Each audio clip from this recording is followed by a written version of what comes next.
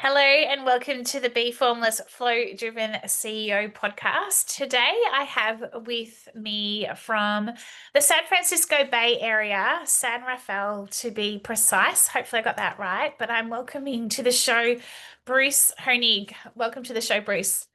Hi, how are you today? Yeah, good. How are you, Bruce? Excellent. That's Great. good. I'm looking forward to having our discussion. Yeah, me too. And it's Wednesday. I forgot to ask you what time it was. This is at what, 5 p.m. roughly? It's 2:41. Oh, 2:41, so it's earlier. Yeah. Well, like you're certainly in the past and I'm certainly in the future on a Thursday morning here, but we're present here together today.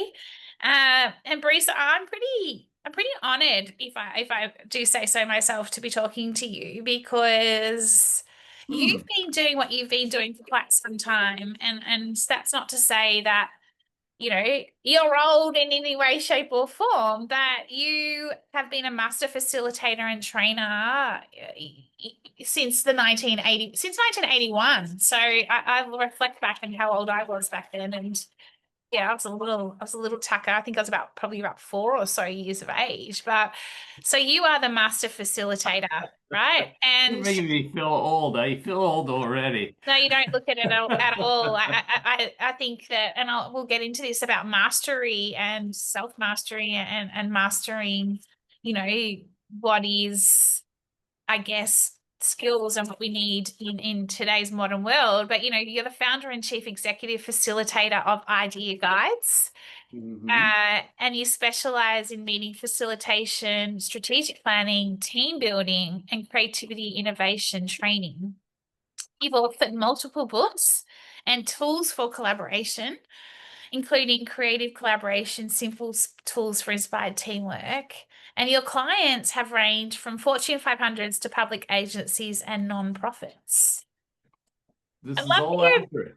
Oh, great. I'm glad it's all accurate because I'd love to hear a bit about your journey because the reason I bring up that, you've been doing this for quite some time is I'm curious and keen to understand. What's changed over your journey? What's stayed the same? What's evolving? How you first got into this? I'm going to hand it over to you. Mm. Bunch of questions in there. Let me start with your last part of that question is how I got into it.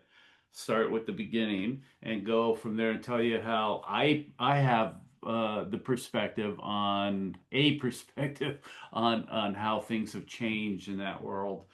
Uh, it all started when I went to grad school and got an intense interest in creative thinking. Uh, I always was curious of how does the mind work and how do we create ideas from nothing. It turns out that we don't create it from nothing necessarily, but how do these ideas evolve? And realized quickly after grad school that I needed to apply this or wanted to apply this to groups, not just individuals, but to groups. And how do you get them to work together so that they could generate ideas, make decisions, etc.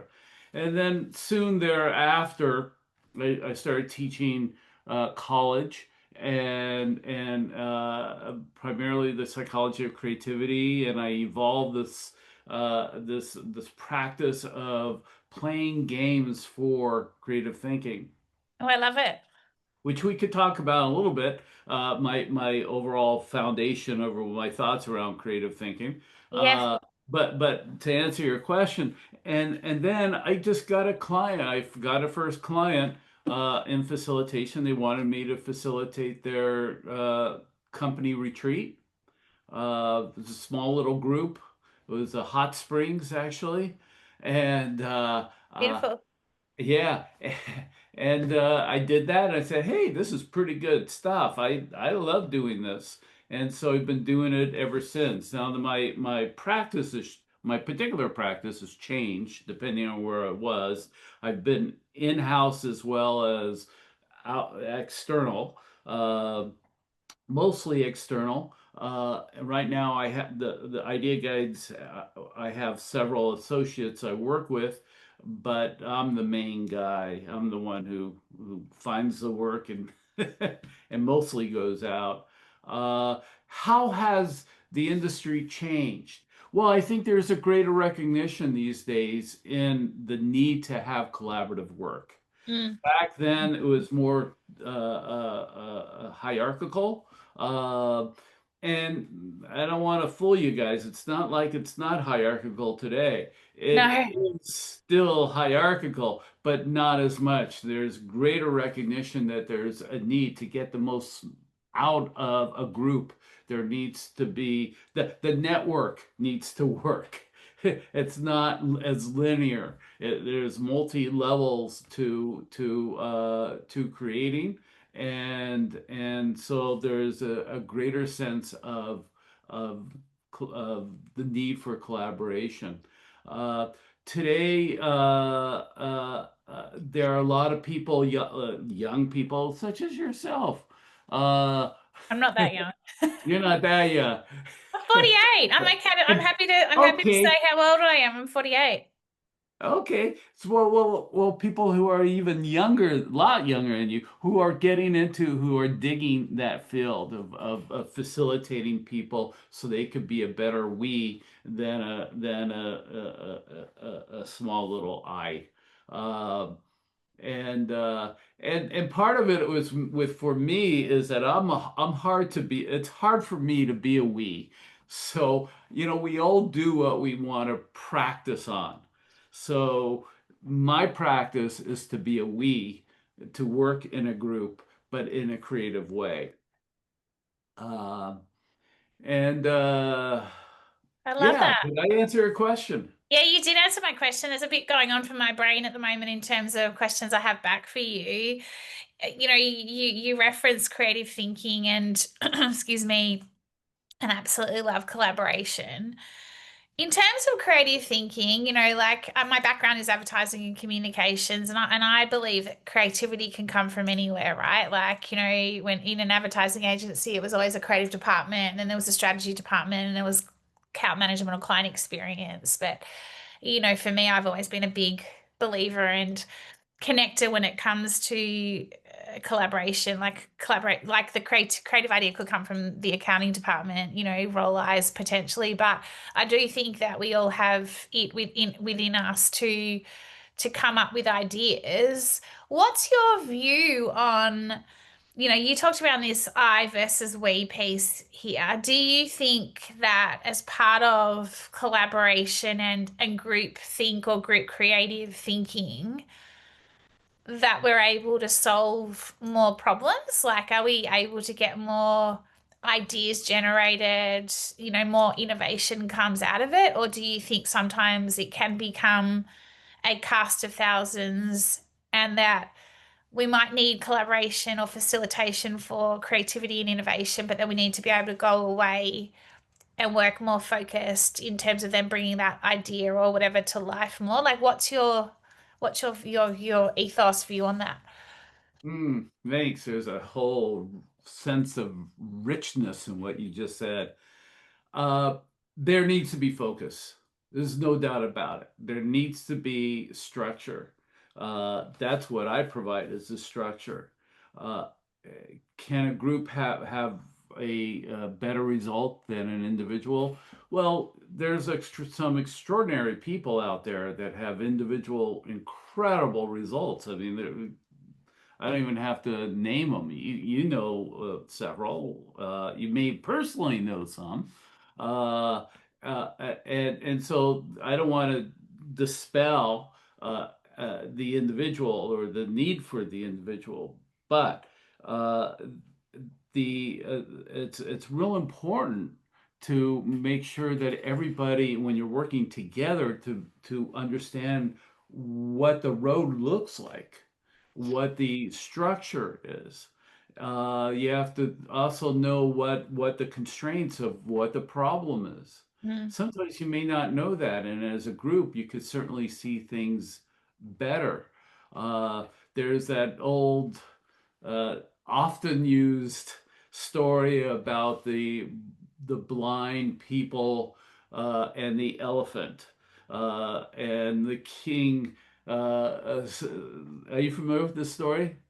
Yeah, I'll I just think quickly it's say good it to for share it. the. I love hearing these stories. Keep going. Yeah, no, it's good. I'm going to say it in a very abbreviated form, but the king asks these blind folks to who are purported to be very wise to find out what this creature is in the middle of the town.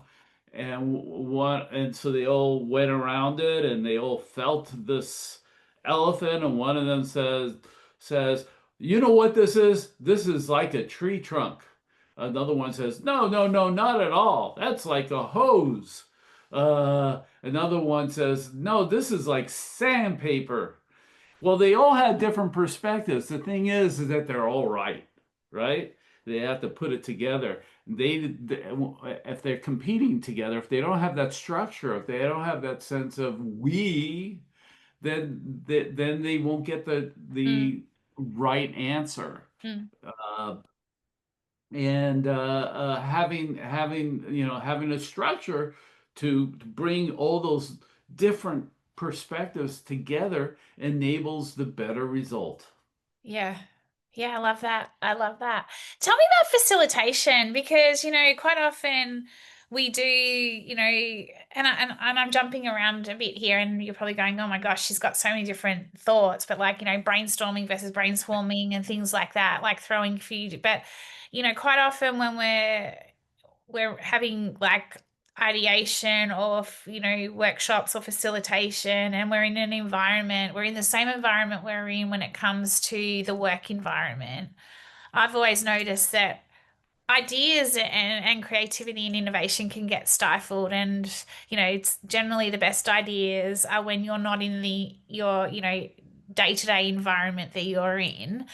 What's your view on that? Like, I mean, you talked about your first client being, you ran a facilitation at a hot springs and you said it was amazing. Like, in terms of facilitations and how you run them, is there a specific environment so you choose? Like, is there science or psychology around when you bring teams together from a collaboration that there is a need to have them in a not specific, but a different environment for them to, I guess, take the blinkers off and get those fresh perspectives?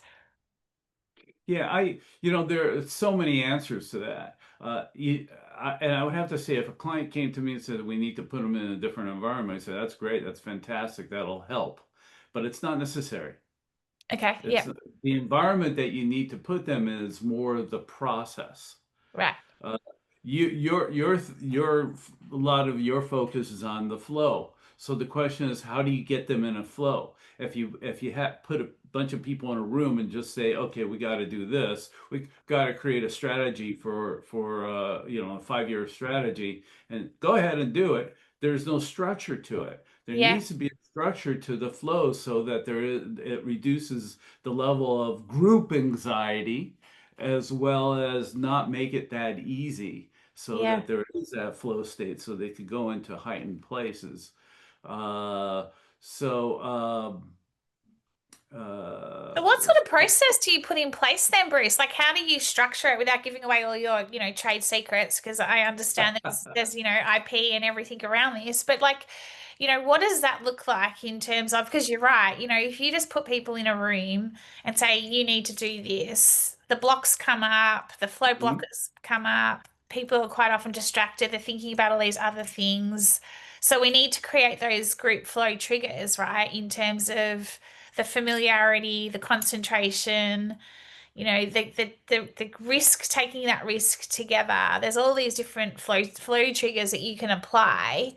Mhm. Like, is that what you're talking about here in terms of having a bit? Yeah, Yeah, it is. But there is a generic flow. There is a generic, well, not flow, process, yeah, a generic process. And everything I do, all my facilitation I do, does have that structure. So you're asking how do I go about doing that?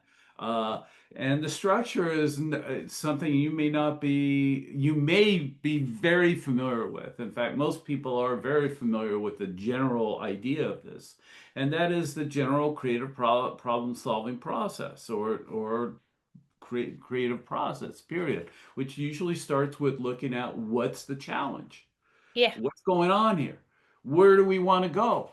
How do we want to get there? What's blocking us? Lots of different questions to look at. So usually in a facilitation or in a group, that needs the foundation needs to be laid out rather, and laid down, and, and established, and not just established as this is the foundation and this is the problem. A lot of managers say, okay, this is the problem here.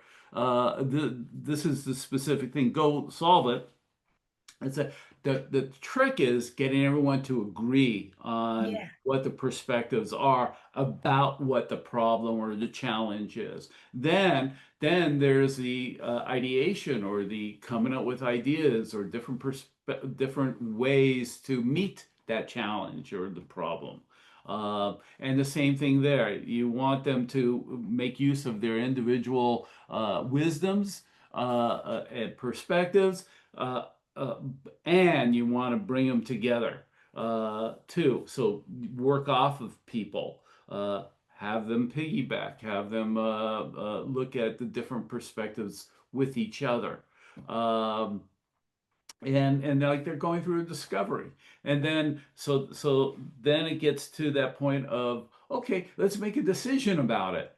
What kind of decisions do we need to make about these uh, uh, things that we looked at that meet the challenge?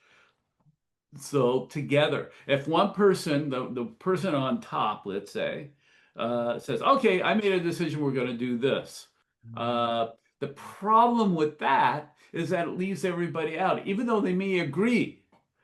It's like I said to you, it's really the process that's important and not really the actual decision that is made. And that's simply because there needs to be a sense of that everybody has a voice. And you want, Contributed.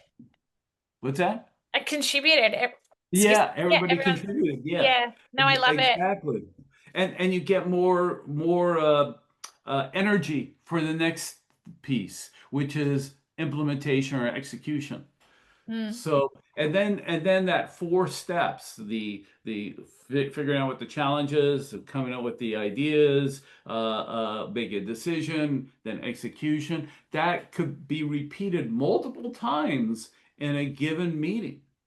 And it usually is when you do strategic planning, you're doing it many times.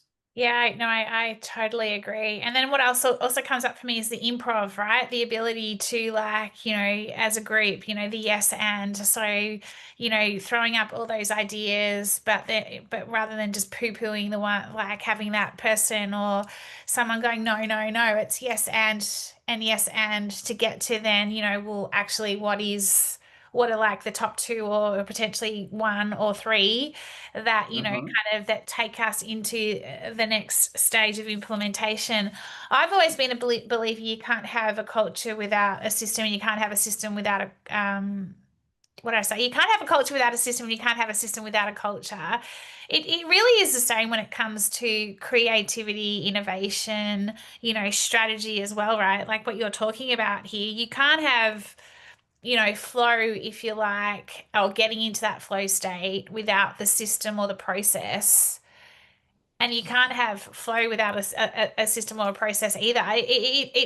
There's always a need for structure. There's always a need for the process without Hmm. killing creativity or innovation. I think it's more important than ever. And I'd love your thoughts on this because as you know, we're in this crazy revolution that we're in right now. AI is quite, it's everywhere. Everyone's super reactive. We've got 50 million things going on in our brains. It's just this reactive, reactive, reactive state. And Hmm. yet we need to step back. We need to get back to foundations, structure, process Hmm. to be able to get the better results. And we'll get there Uh-huh. faster. But we need to be able to embrace the system, the processes, if that makes sense. Like, what's your thoughts Yeah, on that? my thoughts about AI, essentially. Yeah, Is that what you're totally. going Yeah. through? Uh, uh, yeah, AI is a great tool. It's a great tool, but what it does, it misses the process, the actual creative process. Coming up with different prompts when you're working with different AI systems like ChatGPT is a creative process in itself, and Mm, how you actually do that. Uh, uh, but you can't exist by itself without that process. Now, maybe eventually AI will be able to mimic it, and I have seen systems where it mimics it pretty well, a lot better than most people. Uh, and right now, let's just talk about ideation. Uh, you know, AI ideates better than anyone I know, except for one thing, or two things actually. One is that the ideation is based on the past. It hasn't learned to actually make connections necessarily. It does make some connections, but if you look at creative acts, it's mostly about making connections. mm, So it doesn't do that. It helps bring the creator to a place where they can make connections easily, a lot better. mm. Because especially me, my memory for things are not that great. And I could just go into ChatGPT and ask a lot of things. Go, yeah, that's a different perspective, and then I'm able to do that. So will it replace it? I don't. The creative process or working together. Oh, there's a second piece I forgot to mention. I did say there were two. The second piece is that you want to. This is real important. Is to get and I mentioned it earlier, buy-in from everybody, whoever's in this. 100%.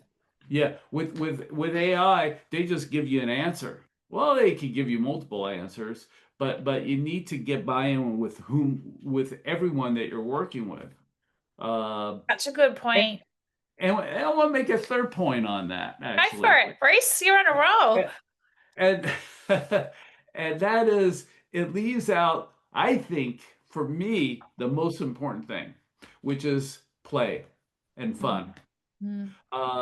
If you happen to be a good question asker and you get the answer from AI, it leaves out something. You don't get to play as much in that.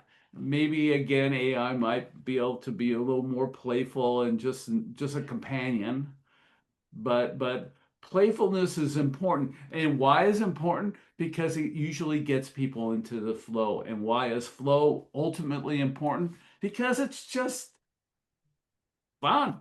It's just, this is Effortless. why we exist. This is why we want it. I think this is why we want to exist. Yeah.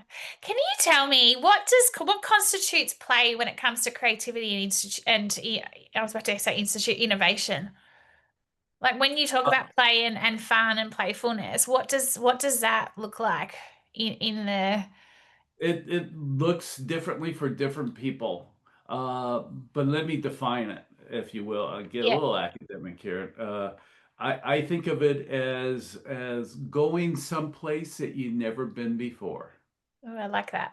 Yeah, it's cool. Uh, and that's one of the elements of the creative process too, is uniqueness. And I always think of uniqueness myself as what is unique to oneself.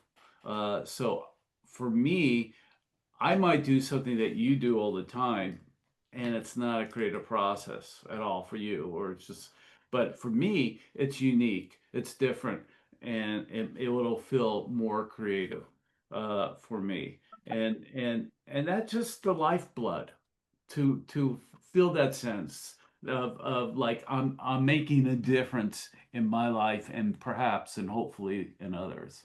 Yeah, it's so true. I was having this great conversation yesterday with somebody around just that uniqueness, that, the ability to people can borrow your ideas, people can borrow your thinking, and yet they can't uniquely bring it to life how you can bring it to life, if that makes sense. And I think that there's there Yeah. where we are all unique, And I think we need to look at it that way. The other thing that's coming up for me listening to you is that need for, you said, everyone in to be aligned in agreement. And I use the shared clear goal, like, is part of the process up front. What's our shared clear goal? What do we want to get to at the end of this process? And I think it's really important because when things go off track, which they always do in the creativity and innovation and planning process, there's always a curveball, and it's like, okay, so how do we get back to then being aligned? Because quite often we get misaligned, disconnected.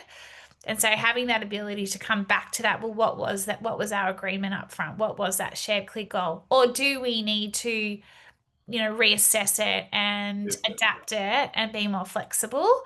Because as part of stepping into the unknown, like I call it the unknown, like your definition around play is, well, with the unknown comes, new territory. And, it might be something new that on the path that we go, oh, actually, we need to adapt this, change this, because this will take us further than we had anticipated. And I think there's a lot of playfulness and fun in that, in terms of the possibilities. The possibilities can become endless.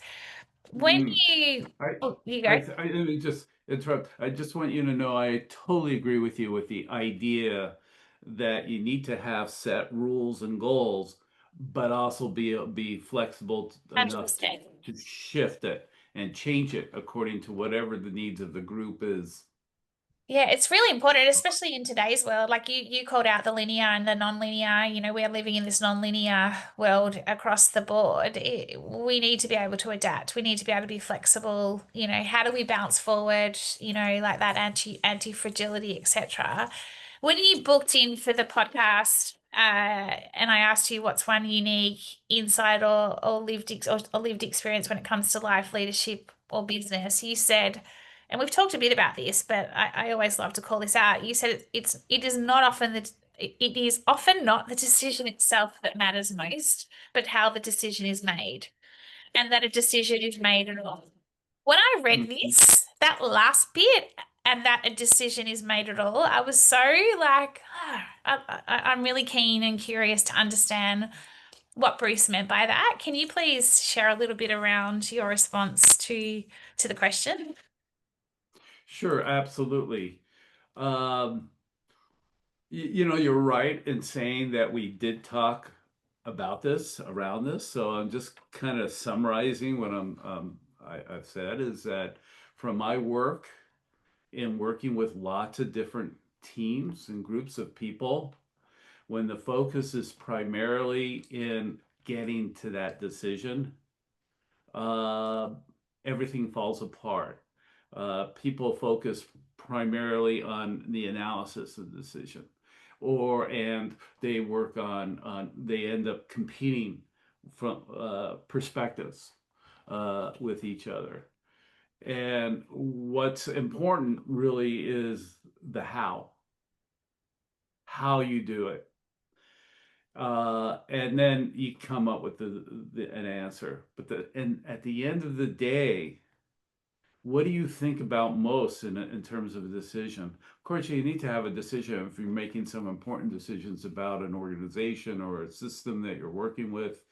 You have to have a decision. But what decision makers think of usually, mostly, is how they felt when they were making that decision, and that's become the most important thing. I'm also a believer in intuition, or a Oh, me believer too, that feel massive. good about whatever it is you're Yeah. doing. That means this, in a way, the stars are lining up. And the goodness of the decision is almost guaranteed for the most part. Uh, what's not guaranteed is how you're working together with others to get there. And that's the part you need to work on. Yeah, I agree. It's a big part. Yep. It's a massive part. And I still think there's so much untapped in that space, like in terms of getting to that group flow, that collective flow. Like you can always jump into the individual, but how do you bring that individual flow into a collective flow, if that makes sense. And, there's a lot of research and, in business, you think about the jazz band, etc., from a music perspective or sport, but there's still a lot of untapped opportunity, if you like, in this space, and you would know this. And I think more than ever, and I've got a couple of last questions for you, but I'd love your thoughts on what do you think is the biggest opportunity when it comes to facilitation, I guess, ideation, creativity and innovation now, and that group flow thinking. Like, what do you think are the biggest opportunities based on where we're at in the Hmm. I always wonder about that. What are the opportunities? Well, I think as long as civilization is alive, as long as we are a civilized group of human beings, there will always be a need for it. Hmm. And I would hope more than anything that there would be a global awakening, and I think there is, that we need each other and we need each other's perspectives and we need to do things differently. Yeah, I love it. And and as long as we believe that, as long as we do that, then there's going to be plenty of opportunity. Um, will it be an opportunity for professional facilitators like myself or trainers on creative thinking? Maybe not. I don't know. Because maybe everybody would be trained on how to do it themselves or as a group. That's kind of my vision. I kind of hope everybody could learn how to do it on their own and not be so result focused and be more process focused. Yeah, it's very interesting, and not so attached to the outcome because the outcome can change along the way. But it's so that's why a process is really important because as you go through the steps of the process, this is where for me, you might start here as part of the process, you might go up here, you might come back down here. You'll get to the outcome eventually, but it may not be as if you say so attached to what you think it is from A to B, for example, Mhm. generally never goes to plan. So how do we harness more of that ability to be playful, more have more fun along the way as part of the process? Bruce, what would be, oh, gosh, I always ask for a piece for advice or some words of wisdom, and I'm trying to think of something in terms of what would be one piece of advice you would give a startup, like a business in startup, in terms of collaboration for, their strategic business plan for the next 12 months. Well, that's that you put a very broad. All your questions start out very specific and they go broad. That's the formless in me because my brain just starts specific and then I go, Yeah. yeah, sorry, yeah. That's okay. You can go specific on I this one think if my you like. answer speaks to it. I have several answers. I probably have only time for one of the Yeah. answers, but I think to be very clear Mm, on one's purpose. mm, Um, so true. yeah, to be, and if you're working in a group, if you're working in an organization, that there is a collective purpose. Yeah. And that means really what is it that you want to contribute to the world? Why you here? Yeah. And what is your contribution? And what is your basic approach in contributing? Yeah, I love that. I was hoping you would answer it that way because you came back to the why and you came Yeah. back to this global awakening of fresh perspectives and doing things differently. Mhm. So, Bruce, thank you so much. How do we find out more about you? How do we find out more about Idea Guides? Well, probably the simplest way is going to my website, our website, which is IdeaGuides, that's plural, .com, IDEEA, Hey, IdeaGuides yes, I've got dot it. Yeah. com. And you can reach me personally through that website, or you can just learn about myself and every all my colleagues on that site as well. Amazing. Bruce, thank you so much. I really truly believe that we're almost as part of this revolution of AI, we're at we're at a newfound form of creativity, thinking, innovation, and I'm super excited about what's next. And what you're doing is not going anywhere. So, yeah, I feel like it's just going to keep going and growing. And as long as we, encapsulate that process and structure as part of, how we get to those ideas, I think there's endless opportunity. So I really appreciate your time today. And yeah, have a great end of the week. Likewise. It's been my pleasure indeed. I love talking about this stuff. Yeah, same. It's awesome. Thank you, Bruce. Thank you.